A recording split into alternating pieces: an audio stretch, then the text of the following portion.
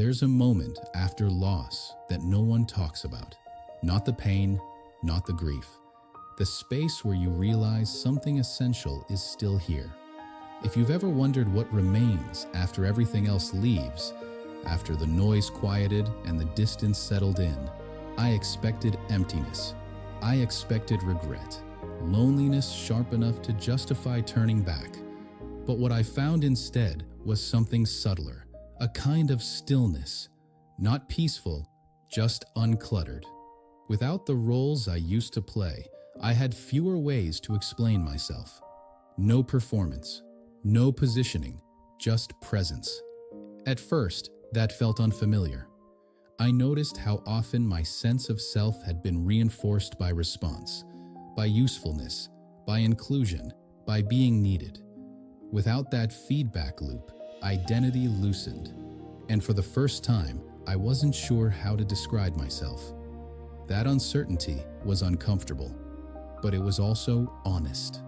I stopped introducing myself internally by what I did for others, stopped measuring my worth by how much space I occupied in someone else's life.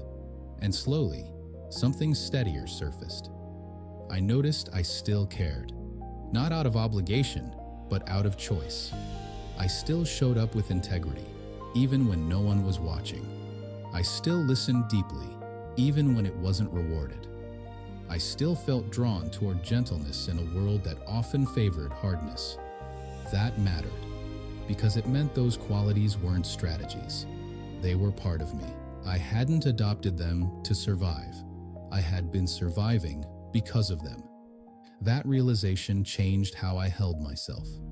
I stopped trying to rebuild old versions of belonging, stopped wondering how to re-enter spaces that no longer felt aligned. Instead, I asked a simpler question. Who am I when no one needs anything from me? The answer didn't arrive in words.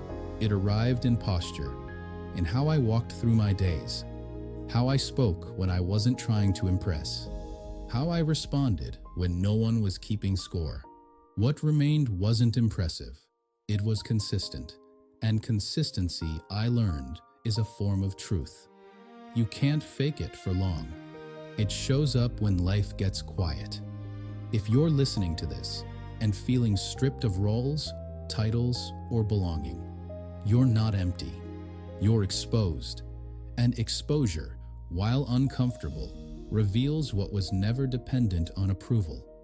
What remains is what you can trust as you keep walking forward. Imagine a ship after a long storm.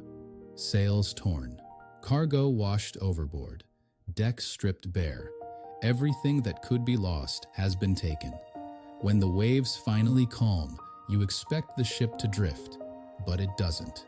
It holds, because beneath the waterline, the anchor is still set. You never saw it during the storm. You didn't think about it when things were working.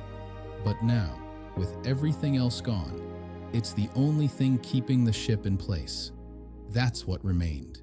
Not the titles, not the roles, not the expectations. The anchor.